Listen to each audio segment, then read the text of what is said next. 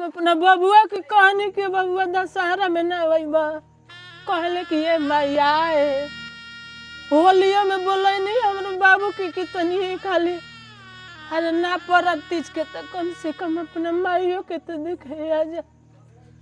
अच्छा जी कह बाबू तू हमरा के अपन बेटा ना माने लुका।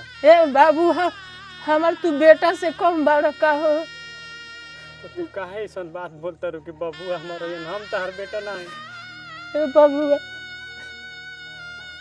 बबुआ लोग के इतना आस लगा के जन्मैनी सन पोसनी सन पढ़ैली लिखनी सन नौकरी लागल बबुआ के शादी ब्याह हो गई अपन बाहर में बस गई यही आंगनवा में खेलत रहे हेती हेती तो कितना बढ़िया लागे बड़ा खड़ेला हमर बाबू परब तीज के घर खाली होला